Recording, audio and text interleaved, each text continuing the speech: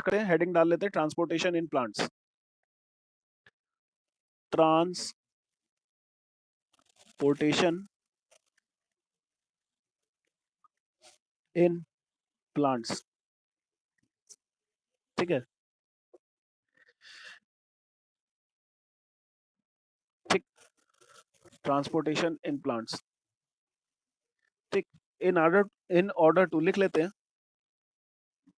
In order to, एक minute रुको जरा, ठीक है अब सही है। In order to transport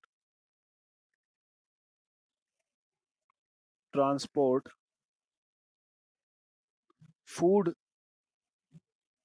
and water, in order to transport food and water in plants, there are two types of vascular tissue। बेटा प्लांट में फूड और वाटर को ट्रांसफर करने के लिए दो तरीके के वेस्कुलर टिश्यूज हैं हमारे पास, ठीक है। वन बाय वन हम लोग उनको पढ़ेंगे। सबसे पहला जाइलम, सुना होगा सबने। सबसे पहला टिश्यू है जाइलम, XYLEM, जाइलम, ठीक है। Xylem tissue is responsible for transportation of water। Xylem tissue is responsible for transportation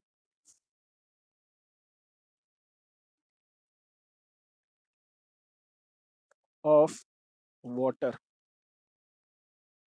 xylem tissue responsible है वाटर के ट्रांसपोर्टेशन के लिए, ठीक है। चलिए दूसरा टिश्यू कौन सा है, फ्लोएम। आप सबने पढ़ा होगा फ्लोएम, PHLOEM, फ्लोएम बोलते हैं इसे, ठीक है। Phloem tissue responsible for, phloem tissue responsible for transportation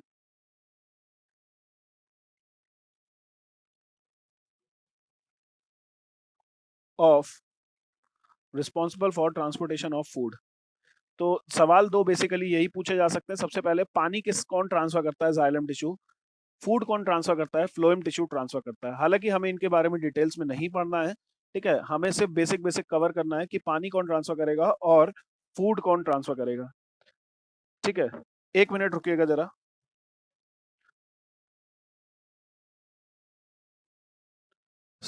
हमारे पास दो ही टाइप के टिश्यूज हैं, xylem tissue and phloem tissue. तो अब हमें यहाँ पे बेसिकली कुछ टर्म्स को डिफाइन करना है। हेडिंग डाल लेते हैं, some important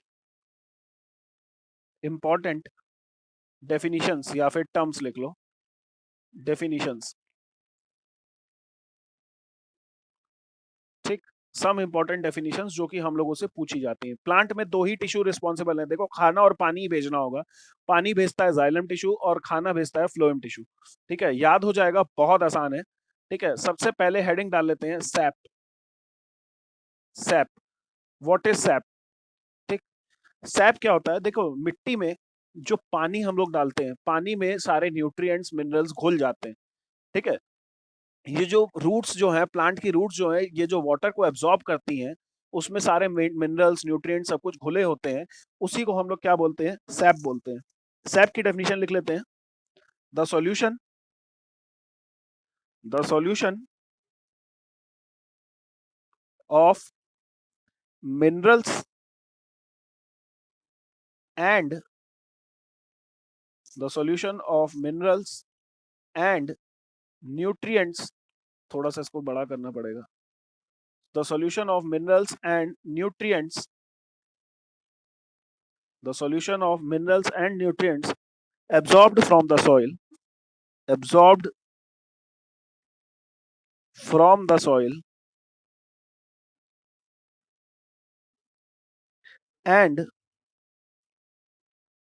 and transported to upper parts of plant and transported to upper parts of plant is known as sap. SAP क्या है? सैप कुछ नहीं है, सॉल्यूशन है जिसमें मिनरल न्यूट्रिएंट्स जो कि सॉइल से एब्जॉर्ब किया जाता है, ठीक है। Solution of mineral and nutrient जो कि प्लांट सॉइल से एब्जॉर्ब करता है। ये प्लांट है, ये सॉइल से जो सॉल्यूशन एब्जॉर्ब करेगा, किसका सॉल्यूशन? मिनरल और न्यूट्रिएंट्स का, ताकि इसे ये ट्रांसफर कर पाए अपर पार्ट्स पे। तो इसे हम लोग क्या बोलते हैं? सैप बोलते हैं। इसे क्या बोलते हैं? SAP, SAP, SAP. क्लियर है? इसे बोलते हैं SAP, सैप। क्लियर है? सो सैप की डेफिनेशन सबको समझ में आ गई होगी। एक बार ये काम करिए, सभी लोग नहीं है, हेडिंग डाल लेते हैं। नेक्स्ट डेफिनेशन जो हम लोगों को देखनी है, देख लेते हैं, हेडिंग डाल लेते हैं। Ascent of sap, ASCENT, ascent, ascent of sap. बच्चा, असेंट का मतलब होता है चढ़ना, ठीक है। असेंट का मतलब होता है चढ़ना। जैसे मान लो लिखा है 2, 4, 6, 8 डैश डैश डैश, तो ये हो रहा है असेंडिंग ऑर्डर। इसे बोलते हैं असेंडिंग ऑर्डर। असेंडिंग का मतलब होता है कि नीचे से ऊपर जाना। तो इसी तरीके से जब हमारा सैप, सैप क्या है? सॉल्यूशन है। जब सॉल्यूशन हमारा रूट्स के थ्रू ऊपर बॉडी में ट्रांसफर किया जाता है, उसे हम लोग क्या बोलते हैं? सैप बोलते हैं, ठीक है। सो सबसे पहले डेफिनेशन लिखेंगे, फिर डेफिनेशन को एक्सप्लेन करेंगे। डेफिनेशन लिखेंगे, डेफिनेशन लिख लेते हैं। The upward movement of SAP that is collected from soil, the upward movement of sap that is collected from soil due to capillary action of roots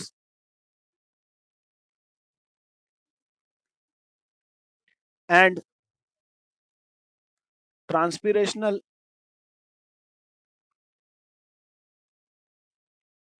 pull is known as ascent of sap, ठीक है। देखिएगा, हमारे पास जो हमने अभी आपको diagram बनवाया था, यही यही प्लांट जब ये सैप को एब्जॉर्ब करता है तो ये ऊपर लेके जाता है, हाँ या ना? ये जो अपवर्ड मूवमेंट है, ऊपर जाने का मूवमेंट है, इसी को बोलते हैं एसेंट ऑफ सैप। अब ये दो कारणों से होता है, टू रीजंस होते हैं, दो रीजंस होते हैं। टू रीजन नहीं, कॉज लिखो। टू कॉजेस फॉर एसेंट, इस पानी के ऊपर चढ़ने के दो कारण होते हैं ऑफ सैप। सबसे पहला कारण है कैपिलरी एक्शन। सबसे पहले हम लोग ये समझेंगे व्हाट इज कैपिलरी एक्शन, और दूसरा है ट्रांसपिरेशनल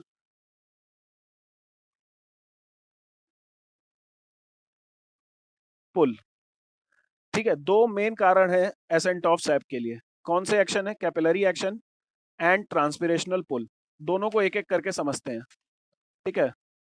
कैपिलरी एक्शन क्या है और ट्रांसपिरेशनल पुल क्या है, दोनों को हम लोग बारी बारी समझेंगे, ठीक है। कैपिलरी एक्शन क्या है, मैं एक डायग्राम दिखाता हूँ, जरा डायग्राम देखिएगा, ठीक है। एक डायग्राम दिखा रहा हूँ, जरा एक डायग्राम देखिएगा। ये देखिए, यहाँ पे ये डायग्राम देखिए, ऊपर वाला डायग्राम देखिए, नीचे नहीं। ये देखिए, ये डायग्राम देखिए, ऊपर वाला, ये दिख रहा है। ये वाला डायग्राम, ठीक है। ऊपर डायग्राम देखिए, हमने 4 ट्यूब्स को, ट्यूब 1, ट्यूब 2, ट्यूब 3 और ट्यूब 4 को पानी में डिप कर दिया। क्या कर दिया? पानी में डिप कर दिया। अब हर ट्यूब में पानी की हाइट अलग अलग है। यहाँ पे हाइट अलग है, यहाँ पे हाइट अलग है, यहाँ पे हाइट अलग है, यहाँ पे हाइट अलग है, ठीक है। सो आपने यहाँ पे एक चीज ऑब्जर्व करी, यहाँ पे एक चीज ऑब्जर्व करी, जितनी मोटी ट्यूब है, जितनी मोटी ट्यूब है उतना कम पानी की हाइट है, पानी की हाइट उतनी कम है। ट्यूब को हमने पतला किया, थिकनेस कम करी, इसकी हाइट बढ़ गई, थिकनेस और कम करी, इसकी हाइट और बढ़ गई। जितनी पतली, और सबसे पतली ट्यूब में हाइट बहुत ऊपर हो गई, ठीक है। इसी को हम लोग बोलते हैं कैपिलरी एक्शन, इसी को बोलते हैं कैपिलरी, ठीक है, capillary action. Capillary action is what? ठीक है, कैपिलरी एक्शन का मतलब होता है पानी का किसी भी पतली ट्यूब में ऊपर चढ़ना, इसे हम लोग बोलते हैं कैपिलरी एक्शन। जितनी पतली ट्यूब होगी उतनी जल्दी पानी वहां पे क्या करेगा? चढ़ेगा, ठीक है, ऊपर चढ़ता चला जाएगा। The ascending of the water in the thin tube, यानी कि बहुत पतली सी ट्यूब्स में अगर पानी ऊपर चढ़ता है तो इसे क्या बोला जाता है? कैपिलरी एक्शन बोला जाता है। आपने देखा यहाँ पे आपने एक चीज नोटिस करी होगी कि मोटी ट्यूब में पानी बहुत कम चढ़ा था, जबकि पतली ट्यूब में पानी बहुत ज्यादा ऊंचाई पे चढ़ गया, ठीक है। सो ये बात आपने नोटिस करी होगी, ये डायग्राम से साफ साफ आपको समझ में आ रहा होगा, ठीक है। So what is capillary action? अगर पतली पतली ट्यूब्स होंगी, ठीक है, ठीक है, क्या अब ascending of water, ascending of water in thin, thin मतलब बहुत पतली tubes is known as capillarity, ठीक है। अगर बहुत पतली पतली ट्यूब होती है तो पानी खुद ब खुद उसमें ऊपर चढ़ने लगता है, इसे हम लोग बोलते हैं कैपिलरी एक्शन। कैपिलरी एक्शन का एग्जांपल देना चाहूंगा, आपने कभी देखा दिया जलाते हैं, तेल नीचे होता है पर दिया ऊपर जलता रहता है। पता है ऐसा क्यों है? क्योंकि दिए के अंदर बहुत बहुत स्मॉल स्मॉल रेशे होते हैं और तेल वहां से धीरे धीरे असेंड करके ऊपर चढ़ता रहता है। कभी आपने नोटिस किया है कि कभी हमने दिया बनाया और दिए बनाने के बाद हमने यहाँ पे ऑयल तो यहाँ पे डाला, ऑयल तो यहाँ पे डाला, पर जो बाती थी वो ऊपर यहाँ पे कैसे जल रही है? तो ये कॉटन के अंदर बहुत छोटे छोटे कैपिलरीज होती हैं, यानी कि बहुत छोटी छोटी ट्यूब्स होती हैं, यहाँ से तेल अपने आप ऊपर चढ़ता रहता है और यहाँ पे ये जलता रहता है। इसी को हम लोग बोलते हैं कैपिलैरिटी। क्या कभी किसी ने देखा है, समझ में आ रही है व्हाट इज कैपिलैरिटी?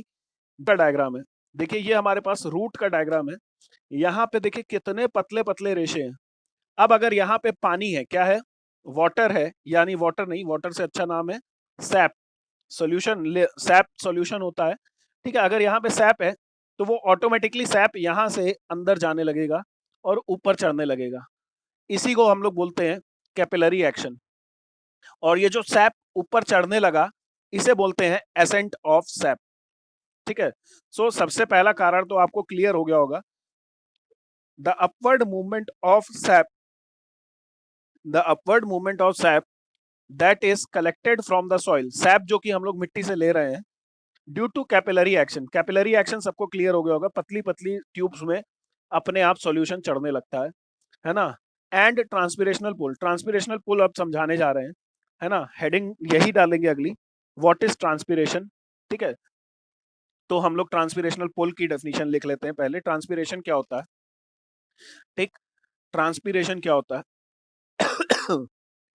ट्रांसपीरेशन, चलिए सबसे पहले इसकी डेफिनेशन लिख लेते हैं, फिर इसको समझाएंगे व्हाट इज ट्रांसपिरेशनल पुल। ट्रांसपिरेशन की डेफिनेशन लिख लेते हैं, the loss, the loss of water in the form of water vapor, in the form of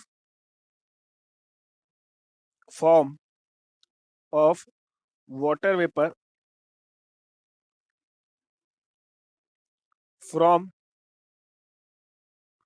aerial, aerial मतलब अपर, एरियल का मतलब होता है upper parts of plant is known as transpiration.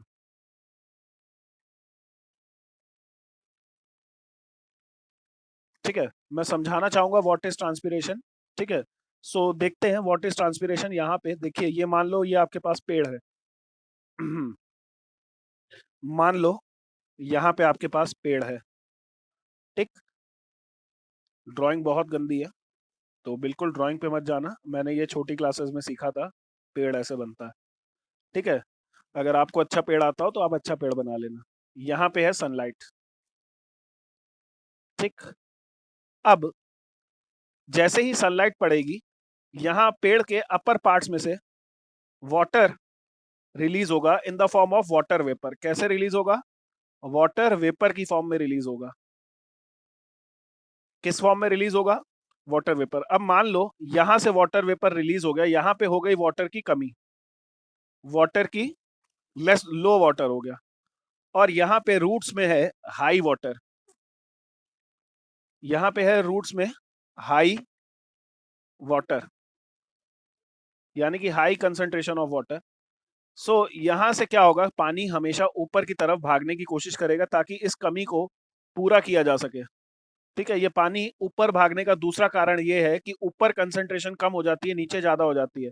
तो पानी हमेशा हायर कंसंट्रेशन से लोअर कंसंट्रेशन की तरफ फ्लो करता है। ठीक है, जहां ज्यादा है वहां से कम की तरफ भागेगा। ठीक, सो इसीलिए यहाँ पे दूसरा कारण है ट्रांसपिरेशनल पुल। ठीक है, यहाँ पे हुआ loss of water, loss of water को बोला जाता है ट्रांसपिरेशन। अब ट्रांसपिरेशन होने की वजह से यहाँ पे एक खिंचाव पैदा हो गया। क्या पैदा हो गया? खिंचाव पैदा हो गया, और इस खिंचाव को बोला जाता है ट्रांसपिरेशनल पुल। तो एसेंट ऑफ सैप के दो कारण हैं। एसेंट ऑफ सैप के दो कारण हैं। पहला कारण कैपिलरी, कैपिलरी एक्शन। दूसरा कारण, ऊपर से पानी गायब हो गया, अब ऊपर जगह खाली हो गई है तो नीचे से पानी भेजना पड़ेगा। दूसरा कारण है ट्रांसपीरेशन, ट्रांसपीरेशनल पुल। ठीक है, दूसरा कारण है कि ऊपर से पानी खाली हो गया, अब नीचे से पानी भेजना पड़ेगा, इसे हम लोग बोलते हैं ट्रांसपीरेशनल पुल बोलते हैं। बात समझ में आ गई? आपको हमने यहाँ पे शब्द समझाए, सबसे पहले सैप, फिर समझाया एसेंट ऑफ सैप, फिर बताया ट्रांसपीरेशन। ठीक है, तो ये चारों, ये तीनों डेफिनेशन आपको आनी चाहिए। ठीक है, सो यहां तक सबको समझ में आ गया होगा। ट्रांसपीरेशन क्या है? पेड़ के ऊपर वाली तरफ से अगर पानी वाटर वेपर्स में कन्वर्ट होकर गायब हो जाए, एरियल पार्ट्स, एरियल पार्ट समझ रहे हो, अपर पार्ट्स में से पानी अगर वाटर बन के गायब हो जाए तो इसे हम लोग बोलते हैं ट्रांसपीरेशन। तीनों डेफिनेशन समझ में आ गई हैं, ये इंपॉर्टेंट है, आपको याद करनी है। ठीक है, सो अब बात आती है कि सर ऊपर से पानी निकल कैसे जाता है? कोई ना कोई जगह तो होगी ना जहां से पानी निकल रहा है। ठीक है, सो नेक्स्ट हेडिंग डलती है स्टोमेटा। हेडिंग डालते हैं स्टोमेटा। ठीक, सबने पढ़ा होगा स्टोमेटा के बारे में। किसी को याद हो तो बताए कि स्टोमेटा क्या होता है। Small openings present at the surface of leaves, small opening present at the surface of the leaves, which are which are responsible which are responsible for transpirational transpiration process is known as is known as stomata। ठीक है बेटा, छोटी छोटी openings जो कि पत्तियों के ऊपर प्रेजेंट होती हैं, जहां से पानी निकलता है। ट्रांसपीरेशन का मतलब है पानी निकलता है और वो भाप बन के उड़ जाता है, उसको हम लोग क्या बोलते हैं? स्टोमेटा बोलते हैं। क्या बोलते हैं? स्टोमेटा बोलते हैं। ठीक है, ये जो छोटी छोटी ओपनिंग्स होती है, ठीक है, उसे हम लोग क्या बोलते हैं? स्टोमेटा बोलते हैं। सबसे पहले हम लोग लिख लेते हैं फंक्शंस ऑफ स्टोमेटा। ठीक है, फंक्शन हेडिंग डाल लेते हैं, फंक्शंस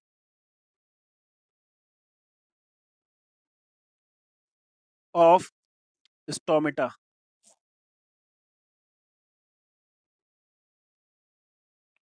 ठीक है, सबसे पहले पूछा जाता है पेपर में यही कि स्टोमेटा का काम क्या क्या है, तो लिख लेते हैं।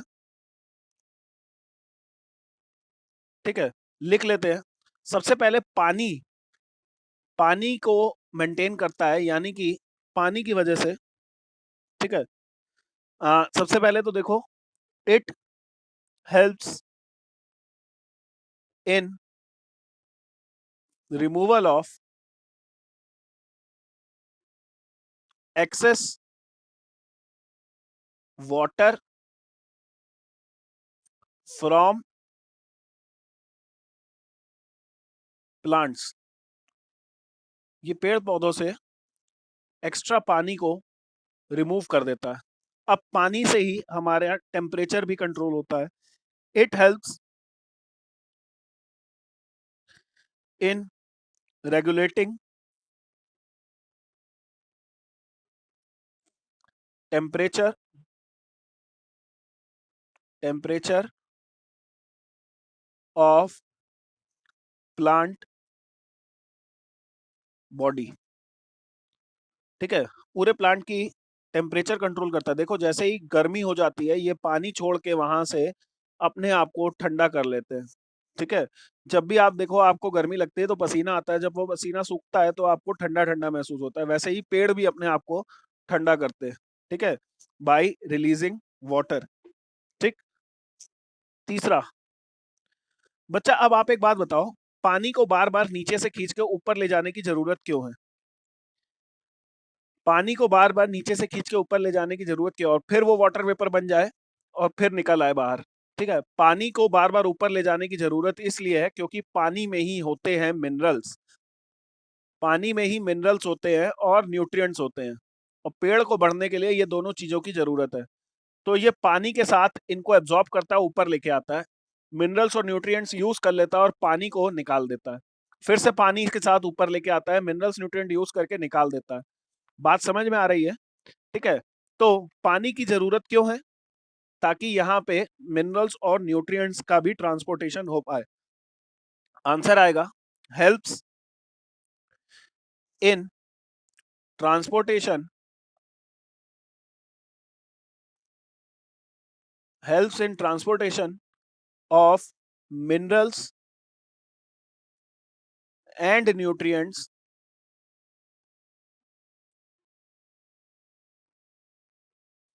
In plant, help in transportation of minerals and nutrients in plant. ठीक है, लास्ट लिख लेते हैं। स्टोमेटा का एक और काम है, क्रिएट, बेटा यहीं से तो ट्रांसपिरेशनल पुल बन रहा है, create transpirational pull which helps in ascent of sap, sap को ऊपर चढ़ने में मदद करता है। ट्रांसपिरेशनल पुल भी स्टोमेटा की वजह से ही आता है। तो स्टोमेटा के चार फंक्शन है, चारों फंक्शन आपको, structure structure of stomata, stomata का डायग्राम बनाना है। ठीक है, स्ट्रक्चर ऑफ स्टोमेटा। ठीक, सो स्टोमेटा का डायग्राम बनाना है। जब भी हम स्टोमेटा को माइक्रोस्कोप के अंदर देखते हैं तो हमें इस तरीके से दिखाई देता है। देखिएगा, स्टोमेटा हमें हमेशा इस तरीके से दिखाई देता है। यहाँ पे सबसे पहले हम लोग ऐसे थिक, थिक समझ रहे हो, थिक, अंदर की वॉल थिक बनाएंगे। ठीक है, फिर इसी में ऐसे करके, ठीक है, इसी में ऐसे करके बाहर एक गार्ड सेल बनाएंगे, इधर एक गार्ड सेल बनाएंगे, इधर। ठीक है, ये दोनों गार्ड सेल हैं। ठीक है, जहां पे ये छेद है जहां से पानी निकलेगा बाहर, ठीक है, स्टोमेटा ओपन होगा क्लोज होगा, ओपन होगा क्लोज होगा। तो यहाँ पे ये अपनी जरूरत के हिसाब से ओपन और क्लोज होगा। ठीक है, ये छेद है जहां से पानी बाहर निकलेगा, इसके ऊपर ऐसे करके ड्रॉ कर सकते हो साइड में सराउंडिंग, जहां पे और भी सेल्स रहने वाले हैं। ठीक, सो बेसिकली हमारा सिर्फ बीच में ही काम है। ठीक है, अब सबसे पहले हम लोग यहाँ पे कहेंगे कि बाहर वाली वॉल जो होती है वो बहुत थिन होती है, अंदर वाली वॉल जो होती है बहुत थिक होती है। ठीक है, सो सबसे पहले हम यहाँ पे इसको थिक दिखाएंगे, जब भी डायग्राम बनाएंगे तो इसे थिक वॉल दिखाएंगे, और बाहर वाली वॉल को एकदम पतली दिखाएंगे, वो हमने एक ही बारी ड्रॉ करी है। ये इसे बोलेंगे थिक इनर वॉल, इसे बोलेंगे थिक इनर वॉल।